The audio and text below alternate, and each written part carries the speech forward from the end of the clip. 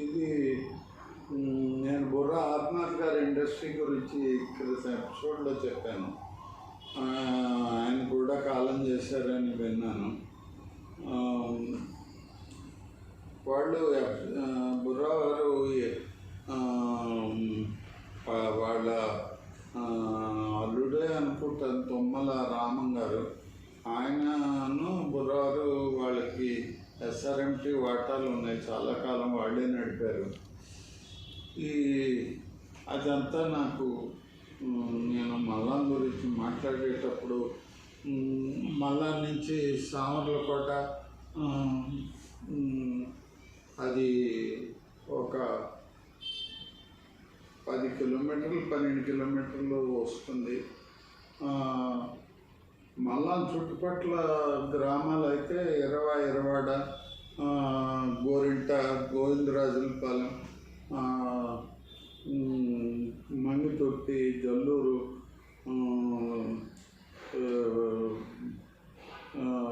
ఫకరుద్దీన్ పాలెం అనేది హిస్టారికల్గా ఏదైనా ఉందో లేదో తెలియదు, కానీ పూర్వం వాళ్ళు చెప్పిన దాని ప్రకారం పిఠాపురం రాజా వారి దగ్గర నుంచి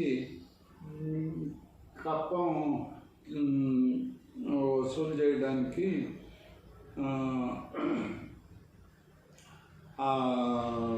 నవాబులు ఏజెంట్గా ఈ ఫకరుద్దీన్ అనే ఆయన అక్కడ ఓ చోట టెంట్లు వేసుకుని అక్కడే ఉండి నవాబు ఏజెంట్ కింద ఉండేవాడు అని విన్నాను.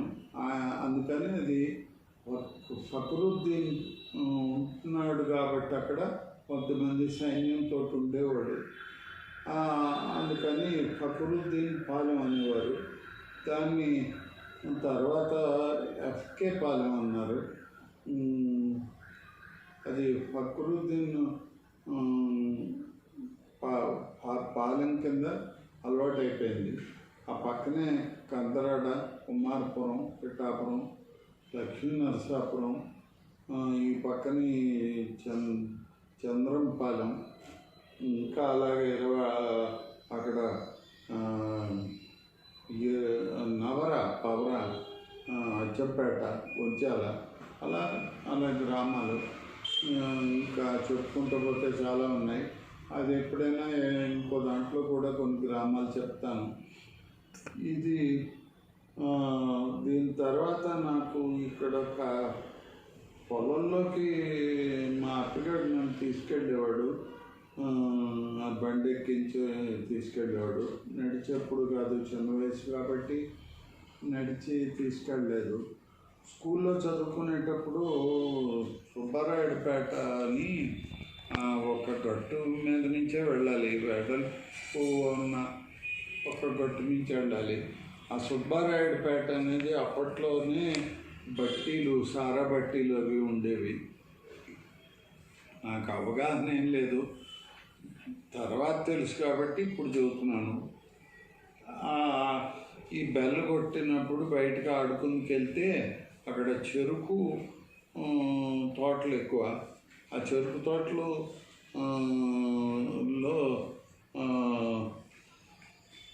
ఒక్కొక్కప్పుడు కనిపించేవి పొడపాములు. ఆ పొడపాముని దాన్ని రాటిల్ స్నేక్ అని కూడా అంటారు, అది రక్తపింజర అని కూడా అంటారు.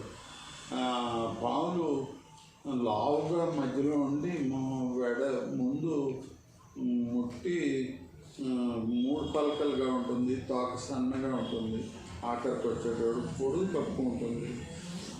కానీ మచ్చలు, రంగులు ఒక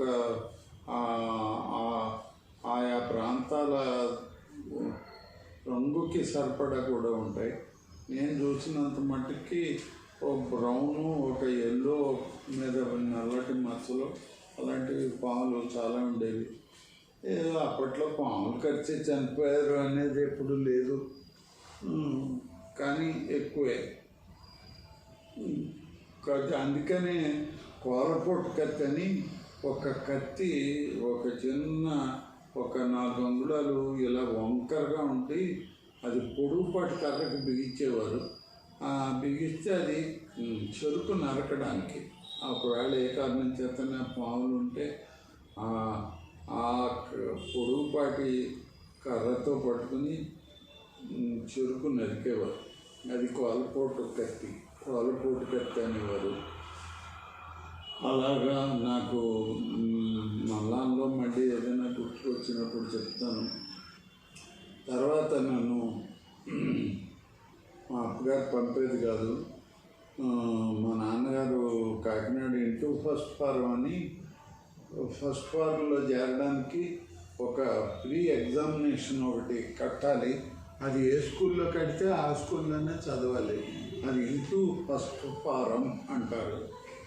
అందులో టెస్ట్ రాసి పాస్ అవ్వాలి.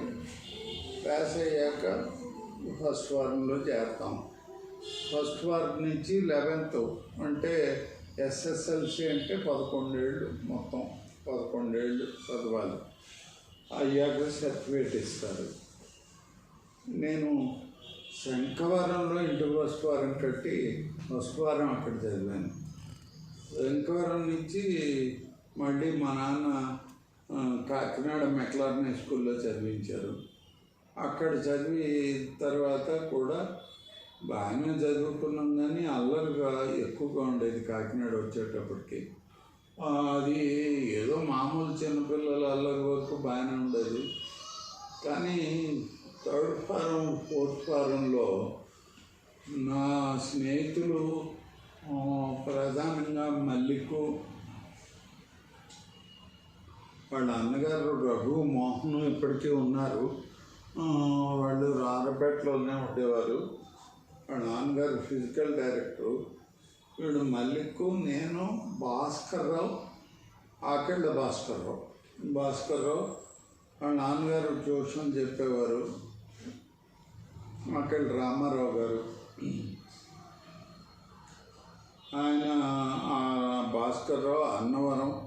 ఇలా మేము చిన్న అలవాటు ఒకటి వచ్చింది. ఏంటంటే బొబ్బాస్కాయలు, నారింజకాయలు, లేకపోతే జామకాయలు. మధ్యాహ్నం అప్పుడు ఆ రోజుల్లోనే రెక్కీలు ఉండేవి మాకు. అంటే ఈ సైకాలజీ ఎలా ఉంటుంది, మనకు అవసరమైతే సైకాలజీ దాని అంతటా అది వస్తుంది. అది మధ్యాహ్నం అప్పుడు ఇళ్ళల్లో పడుకుని ఉంటారు కాబట్టి మేము వెళ్ళి జామకాయలు, బొబ్బాస్కాయలు కోయడానికి వెతుక్కునేవాళ్ళం. అలా వెతుక్కుని ఎక్కడో చోట కోసుకునేవాళ్ళం. అది గాంధీనగరం సింగుల్ ఇళ్లలోనూ, మున్సిపల్ హై స్కూలు గాంధీనగరం వెనకాతల సింగిల్ ఇల్లు ఉంది, అక్కడ అలాగా రకరకాల ప్లేసులు. శ్రీరామ్ నగర్ కొత్తగా ఫారం అయింది కాకినాడలో. అది మిలిటరీ రోడ్డుకి కోటేపాలెంకి చేర్చి ఉంటుంది. అక్కడ రోజు దొరికిపోయాం. ఆ దొరికిపోవడం మాకు మంచి టర్నింగ్ పాయింట్. అది 4th ఫారం చదివేటప్పుడు మేము ముగ్గురం బొబ్బాస్కాయలు ఉన్నాయి అది కోయడానికి అని వెళ్ళినప్పుడు మాకు మంచి పాఠం అది. కోయడానికి వెళ్ళి ఒకళ్ళు గోడ ఎక్కుతారు, ఒకళ్ళు కింద ఉంటారు, ఇంకోటి చెట్టు ఎక్కుతాడు. ఆ పండు పడిపోతే పచ్చడి అయిపోతుందని జాగ్రత్తగా కోసి గోడ మీద ఎక్కిస్తాడు. అలా చేసినప్పుడు ఆ పండు ఒకటి కింద పడిపోతే వాడు తీయమన్నాడు నన్ను. నేను గోడ మీద ఉన్నాను. మల్లిక రాలేదు. అన్నవరం భాస్కర్రావు ఉన్నారు. భాస్కర్రావు చెట్టు ఎక్కాడు, అన్నవరం బయట ఉన్నాడు. నేను కింద దిగ్గానే ఆ లోపల నుంచి ఆడపిల్లలు స్టూడెంట్స్ చాలామంది బయటకు వచ్చేసి వాడి పైన దిగమని నన్ను ఇద్దరిని తీసుకెళ్ళి అక్కడ బల్ల ఉంటుంది, ఆ బల్ల మీద కూర్చోబెట్టారు బెంచి. వాళ్ళు ఎవరో తెలీదు, తర్వాత అర్థమైంది వాళ్ళు మెడికల్ కాలేజీ స్టూడెంట్స్. వాళ్ళు మాదేముంది చిన్న వయసు, భయపడిపోయాం. అప్పుడు మా చేత అట్టలు, పెన్సిల్, కాగితం ఇచ్చి ఎక్కడెక్కడ దొంగతనం చేసామో అన్నీ రాయించారు మా చేత బెత్తాలు పట్టుకుని. వాళ్ళ పేర్లు నాకు ఇంకా గుర్తున్నాయి. ఒక అమ్మాయి పేరు, ఒక ఆవిడ పేరు రాధ, ఇంకో ఆవిడ పేరు జ్యోతి. వాళ్ళు మాకు ఏం చెప్పారంటే, మీరు ఇలా దొంగతనం చేయకూడదు, ఎక్కడ కాయలు ఉంటే అక్కడ వెళ్ళవాళ్ళని అడగండి, వాళ్ళు ఇస్తారు, ఇవ్వకపోతే ఇంకో ఇంటి వాళ్ళని అడగండి, ఎవరో ఒకళ్ళు ఇస్తారు, పిల్లలు కదా మీకు ఇస్తారు, ఇవ్వకపోతే ఇంకో చోట అడగండి, అంతేగాని దొంగతనం చేయకండి, దానివల్ల నష్టం ఏంటో చెప్పారు. అక్కడ ఉండే ఇతర చెప్పు ఏదైనా ఉంటే పట్టుకుపోతారు మీరు. తర్వాత టర్కీ టవల్ వాళ్ళు మెడికల్ కాలేజీ వాళ్ళు కాబట్టి అప్పుడు ఆశ్చర్యంగా టర్కీ టవల్ ఉండేవి. టర్కీ టవల్ అంటే మెత్తగా ఉంటుంది, మేము ఎరగం అవి ఉండేవి. అందుకని అవి ఏమైనా ఎత్తుకుపోతారు మీరు, దొంగతనం అలవాటు అయిపోతుందని. వాళ్ళు అన్నట్టే జరిగింది. ఆ భాస్కర్ దొంగడైపోయాడు తర్వాత అప్పుడు కాదు, ఇంకా ఎస్ఎల్సి అలా వచ్చేటప్పుడు వాడు దొంగడైపోయాడు. అయితే చాలా గొప్పగా చదువుతాడు, మామూలుగా చదవడు. వాడు ఎందుకు అయిపోయాడో, నేను వాడు దొంగతనం ఎలా చేశాడో నేను చూసేవాడిని.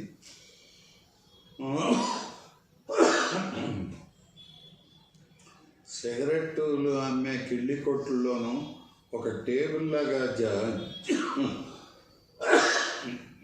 జారేసి ఉండేవి, పెట్లు వరుసగా పేర్చేవారు. వీడు ఆ పెట్లు, ఆ సిగరెట్ ఈ క్యారెట్ తెమ్మన్నారు, ఆ ప్యాకెట్ అని చూపించేవాడు. వాడు అడిగే చూస్తున్నప్పుడు ఈ గళ్ళ పెట్లో చెయ్యితోటి ఎన్ని చిల్లర దొరికితే అంతా తీసుకుని ఏం వద్దని చెప్పి వెళ్ళిపోయేవాడు. అప్పుడు నాకు అనుమానం వచ్చేది, వీడు దొంగడు అయిపోతాడేమో అని. అప్పటికి 4th వారం కూడా అయిపోయింది. అయితే వాళ్ళు చెప్పిన తర్వాత మెడికల్ కాలేజీ స్టూడెంట్స్ మాతో ఏం చెప్పారంటే, మీరు రండి, మీ ఖాళీ ఉన్నప్పుడు రండి, ఇక్కడ మీకు అన్నీ పెడతాం, తినండి, సరదాగా వచ్చి వెళ్ళండి అని చెప్పేవారు. చాలా కాలం వెళ్ళాం. వాళ్ళకి హాస్టల్ అది ఉంది, అది ప్రైవేట్ హాస్టల్. అప్పటికి గవర్నమెంట్ రంగరాయ మెడికల్ కాలేజీలో ఉమెన్స్ హాస్టల్ కట్టలేదు, అందుకని ప్రైవేట్ శ్రీరామ్ నగర్లో ప్రైవేటు బిల్డింగులు, 2 బిల్డింగుల్లో ఒక దాంట్లో బోర్డింగ్, ఒక దాంట్లో లాడ్జింగ్ ఉండేది. వాళ్ళు మాకు మేము ఎప్పుడు తినని బజ్జీలు, పకోడీలు అవి పెట్టేవారు, మేము ఎరగం అవి పెట్టేవారు. పాలు ఇచ్చేవారు, వాళ్ళకి పాలు అవి బోళ్ళని సమృద్ధిగా ఇస్తారు, అవి మాకు ఇచ్చేవారు. బాగా అభిమానంగా చూసేవారు. అది నాకు అన్నవరానికి మల్లిక్కి కూడా లాభించింది. తర్వాత నేను 3rd ఫారం చదివేటప్పుడే ఎందుకో తెలీదు, నేను అక్కడ భాస్కర్రావు వాడు రోజు వచ్చాడు. వచ్చి వాడు ఎందుకో అంత దారుణంగా తయారైపోయాడో ఎక్కడ నాకు మళ్ళీ వాడి అడ్రస్ దొరకలేదు. దొరుకుంటే నేను వాడు దొంగడైన వాడిని నేను నా దగ్గర అట్టే పెట్టుకుందాను, బాగు చేసుకుందాను. దొరకలేదు. నేను ఎదిగాక నాకు ఎక్కడ దొరకలేదు. మల్లిక్కు చనిపోయాడు, మల్లిక్కు కలిసి నేను ఉండేవాళ్ళం. అన్నవరం కూడా చనిపోయాడు, ఆడు కూడా నేను ఉండేవాళ్ళం. ఈ భాస్కర్రావుకి ఎవరు పెద్ద వాళ్ళకి ఇవంతా 58, 60 ఆ లోపులోనే, 1958 ఆ ప్రాంతంలోనే. వాడు ఓ రోజు వచ్చి వాడు మాకు అప్పట్లో ఈ సెప్టిక్ ట్యాంకులు లేవు, డ్రై లెట్రిన్స్ అని పాకి వాళ్ళు అంటే స్క్రావెంజర్స్ వాళ్ళు బొట్టలతోటి లోపల దొడ్లోకి వచ్చి ఈ మలాన్ని ఎత్తుతారు. వాళ్ళు ఎత్తి పెద్ద పేపాల్లో వేసి ఊరవతలకి ఎక్కడికో పెట్టుకెళ్ళేవారు. నాకు ఆ రోజుల్లో చాలా బాధ కలిగింది. అందుకే నేను తర్వాత అదే స్క్రావెంజర్స్కి నేను వాళ్ళకి జరిగే అన్యాయాల మీద చాలా గట్టిగా పనిచేశాను. నాకంట ముందు సివికే రావు గారు అని ఆయన ఎక్కువ పనిచేసి చాలా గొప్ప లీడర్ సివికే రావు గారు. నేను ఊహించాం అలాంటి లీడర్ని. ఆయన స్వతంత్ర పోరాటంలో ఆయనే కాకినాడకి నాయకుడు.